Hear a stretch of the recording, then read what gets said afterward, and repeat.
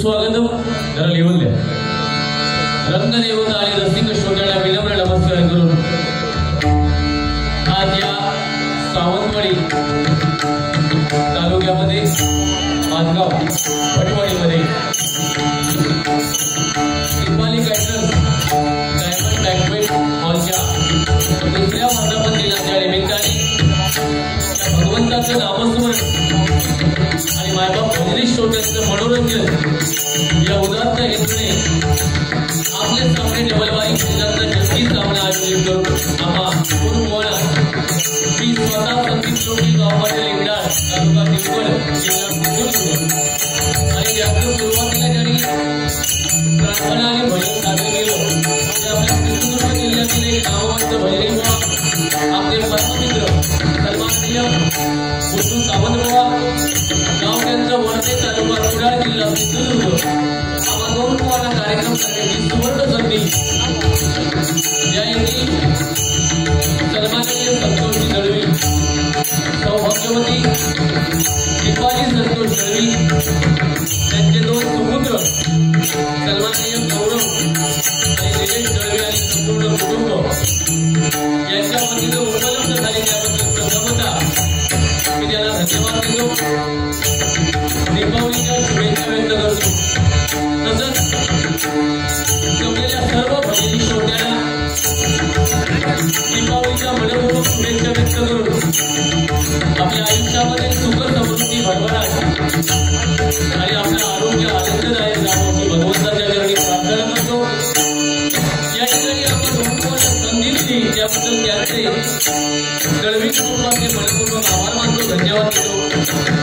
डबलवारी म्हटल्यावर नामवंत भजनी बुवा संवादवादक नाट्यकर्मी ज्येष्ठ श्रेष्ठ मान्यवर उपस्थित असतात.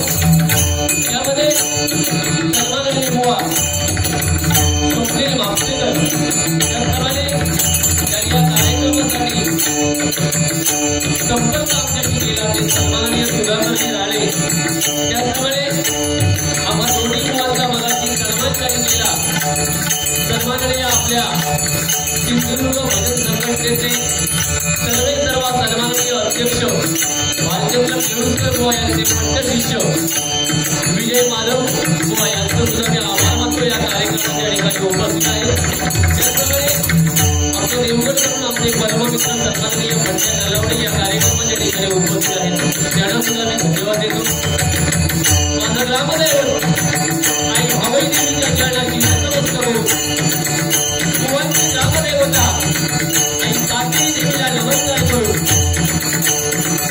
जमलेल्या माझ्या सर्व भजनी श्रोत्यांच्या ग्रामदेवतेला नमस्कार करून तुम्हा सर्वांच्या आत्मजांचे आशीर्वाद घेऊन महाराष्ट्राचा आराध्य दैवत छत्रपती शिवाजी महाराजांना मानसमुद्र करून संपूर्ण जगताचा आराध्य दैवत गणरायाच्या चरणी नतमस्तक करून जमलेल्या सर्व भजनी श्रोत्यांच्या साक्षीनं या आमच्या सामन्याच्या पहिल्या पर्वाला सुरुवात करतो.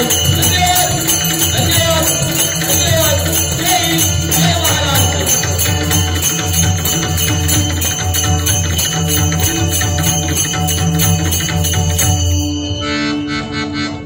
Hello hello. अतिशय सुंदर या कार्यक्रमासाठी साऊंड सिस्टीम लाभली. एकदा जोरदार सर्वांनी त्यांच्यासाठी टाळ्या वाजवा आणि त्यांचं स्वागत करा.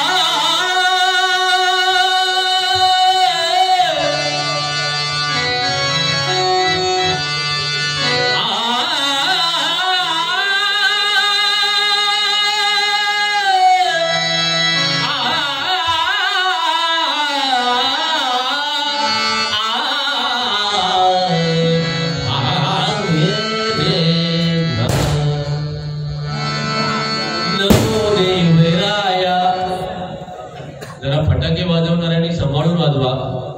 आमच्या समोरच्या बुवाचा काळीज जरा हलक्या झालेला हा सध्या. नमो देवराया नमो ज्ञान सिंधू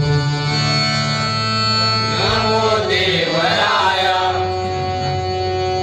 नमो ज्ञान सिंधू नमो देवराया नमो ज्ञान सिंधू नमो देवराया नमो ज्ञान सिंधू नमो दीननाथा नमो दीनबंधू नमो दीननाथा नमो दीनबंधू नमो दीननाथा नमो दीनबंधू नमो दीननाथा नमो दीनबंधू नमो विश्वकर्त्या नमो विश्वपाला नमो विश्वकर्त्या नमो विश्वपाला नमो विश्वकर्त्या नमो विश्वपाला नमो विश्वकर्त्या नमो विश्वपाला नमो माया बाबा कृपाला कृपाला नमो माया बाबा कृपाला कृपाला नमो माया बाबा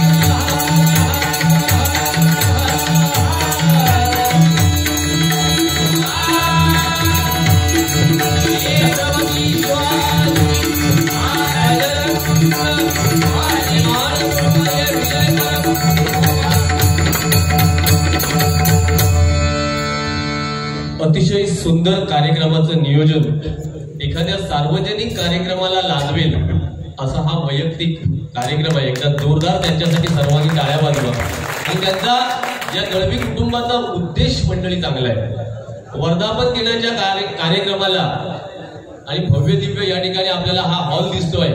त्याचप्रमाणे दीपाली कॅटरर्स त्यांचे छोटे मोठे धंदे आहेत.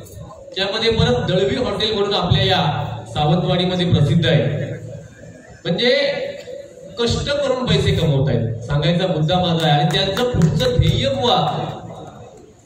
ध्येय त्यांचं चांगलं कसं आहे ते बघा. त्यांना एक ऍम्ब्युलन्स घ्यायची आहे. कशासाठी? तर गरजू रुग्णांना हॉस्पिटल पर्यंत पोहोचवण्यासाठी. तुम्हाला एक प्रामाणिक सांगतो मी दळवी कुटुंबाला, मंदिरात जाण्याची गरज नाहीये. तुम्ही 100 वेळा मंदिरात जाण्यापेक्षा हे जे काही तुमचा उद्देश आहे रुग्णांच्या सेवेसाठी म्हणा किंवा इतर, या कुटुंबाचं मी नाव ऐकून आहे की समाजाला जे उपयोगी, समाजाला म्हणजे समाज सेवेचं व्रत या कुटुंबाने स्वीकारलेलं आहे. एकदा जोरदार त्यांच्यासाठी टाळ्या वाजवा. मी 100% सांगतोय तुमचा उद्देश चांगला आहे. तुम्ही आयुष्यात कधीही असफल होणार नाही हा माझा शब्द आहे. कारण आपला उद्देश जर चांगला असेल आणि तुमचं कर्म जर चांगलं असेल, आपण तरुणपणामध्ये जी काही कर्म करतोय, आज ती दोन्ही मुलं आपल्या आईने मेहनत करून एवढा हा भव्य दिव्य हे साम्राज्य उभं केलंय, ते टिकवण्याचं काम त्यांची दोन्ही मुलं करतायत. लक्षात घ्या. आणि हे महत्वाचं आहे. माझ्या तरुण वर्गाने हा एक त्याच्यातून घेण्यासारखा आहे. त्यांचा आजचा तरुण वर्ग कुठे चाललाय त्याचं प्रत्येकाने आत्मपरीक्षण करा. अतिशय चांगलं कृत्य आहे. या ठिकाणी माझ्या जोडीला जी बुवा आहेत ते सिंधुदुर्गामध्ये अध्यात्म कसं सांगावं, म्हणजे युवकांचं मुळ गैरसमज हा की मी अध्यात्म सांगतो. अध्यात्म सांगणाऱ्या बुवाने स्वतःच्या मुखातून वाईट शब्द कधीही काढू नये या मताचा मी बुवा आहे. कारण मी अध्यात्म शक्यतो सांगत नाही. कारण माझ्या बोलण्यावर विश्वास नाही. शेवटपर्यंत आज त्याने सुरुवातीला प्रभू रामचंद्रांबद्दल खूप काही सांगितलं. मला खूप बरं वाटलं. म्हणजे मनापासून सांगतोय, मला बरं वाटलं. त्याच्यात त्यांनी एक उल्लेख केला, आपण भजनासाठी आलोय. हे 23 वर्षानंतर गुंडू बुवाला समजलंय. 23 वर्ष नुसती बडबड आणि बडबड लोकी बुवाला कसा बाद करायचा त्याचा प्रामाणिक प्रयत्न या गुंडू बुवाने केलेला आहे. पण आज त्यांनी, मी या दळवी कुटुंबाला धन्यवाद देईन की त्यांनी आज सांगितलं की आज आपण भजनासाठी आलोय. एवढं जरी समजलं तुम्हाला तरी खूप आहे. समोरचा बुवा भजन करतोय आणि समोरचा बुवा नुसता बतावलेले. फक्त एक विनंती आहे, प्रभू रामचंद्रांबद्दल बुवानी खूप सांगितलं, पण सद्गुरूंच्या बैठकीला जी लहान मुलं वयस्कर माता भगिनी बसत असतील तर त्यांना एक माझी विनंती आहे की बुवानी सांगितलं 2 वेळा राम राम म्हटल्यावर 108 माळ्यांची माळ आपण बोलतो, ते आपल्याला भाग्य लाभतं. तर बैठकीला बसणाऱ्या लोकांनी शक्यतो 2दा राम म्हणून ही माळ भागवू नका. त्यांनी 108 वेळा एक माळ बोलावी. ओम श्री गुरु दत्तात्रेय श्रीपाद श्री वल्लभाय नमः असं 108 वेळा बोला, जेणेकरून एका माळेला 7 मिनिटं लागतात. एक माळ पूर्ण 108 माळ्यांची आपल्याला जर बोलायचं असेल तर 7 मिनिटं लागतात. आणि 7 माळा जर पूर्ण करायच्या असतील तर 49 मिनिटं मित्रांनो लागतात. लक्षात घ्या. त्याच्यामुळे ज्यांका देवाचं नामस्मरण करूचा नाही, नुसता सामान भरायचा काढण्यात आणि भजनात 7 वाजता बोलवल्या म्हटल्यावर जाऊचा, त्यांनी 2दा राम राम मला आणि वाटेक लागला. आपलं काही त्याचा विरोध नाही. पण सद्गुरूंच्या बैठकीला बसणारे मात्र असं बुवा सांगताय ते ऐकू नका. शक्यतो चुकीच आहे. ते काहीतरी व्हॉट्सअपवरचा वाचून लिहिलेला हाता. कुठल्याही पुस्तकात असं लिखाण नाही. 27 आणि 2 29 आणि 25 54 कुठल्या अध्यात्माच्या पुस्तकात असं लिखाण असेल तर मला दाखवा. व्हॉट्सअपवरचा वाचून सध्या अध्यात्म सांगणारे बुवा सिंधुदुर्गात खूप झाले तुमचं ऐकून. हे बाबा काय हातात काय तर बघा. त्याच्या ब्रॅसलेट दिसती असती माझी धडपड हा होता माझा का आपल्या आज्ञा होता. पैसो आणतात कसं भजनातून एवढं पैसे मिळतात या मला हल्ली काळात लागला. या आम्ही सगळ्या सप्त्यातली आम्ही ते सगळे गावी या फक्त तुमच्या मनोरंजनासाठी व खूप चांगलं बोलतात, प्रामाणिकपणे सांगतोय. ही भरडावरची बारी नाही आहे, एका कुटुंबाने बारी ठरवलेली आहे, त्याच्यामुळे त्या लेवलने बारी जाणार आहे. बुवांचं बोलणं खूप चांगलं आहे. मुंबईमध्ये त्याची काका काकी म्हणजे काय के सोमय्या कॉलेजमध्ये काहीतरी ते शिकलेले आहेत आणि इंग्लिश मीडियम 15वी ग्रॅज्युएशन पूर्ण केलं आहे, तरी पण आज जग मारता 12वी शिकलेल्या बुवा बरोबर लक्षात ठेवा. 12वी 3दा नापास असलेलो सिंधुदुर्गात तो एकमेव मी बुवा असेल, एकमेव बघा टाळ्या मारता आणि आनंद झाला. माझा दोष नाही, तो माझ्या शिक्षकांचा दोष आहे. 3 वेळा बसलोय परीक्षेत, नापास केले की त्याचा मी काय करू. एकदा मिळाले 25, दुसऱ्या वेळा 20, तिसऱ्या वेळा 7. नथिंग आपल्याला बाउंडी पण असू दे. खूप सुंदर भवानी भजनाबद्दल सुद्धा सांगितलं. भक्ती मार्गातून जनमानसासमोर नतमस्तक होणं म्हणजे मित्रांनो भजन. स्वर, टाळ आणि मृदंग एकरूप करून साधलेला नाद ब्रह्म म्हणजे भजन. माझ्या तरुण वर्गाला आजच्या या बारीमधून मला एकच सांगायचं आहे, परमेश्वराचं नामस्मरण दिवसातून 10 मिनिटं करा, पण ते प्रामाणिक करा. कारण या तरुण वयामध्ये तुम्ही जे कर्म करणार आहात तेच तुमच्या म्हातारपणी उपयोगात येणार आहे. एवढंच आजच्या वारीतून फक्त घेऊन चला, बाकी आमची बडबड नाही नेला तरी चालेल. नोटेशन घेतोय.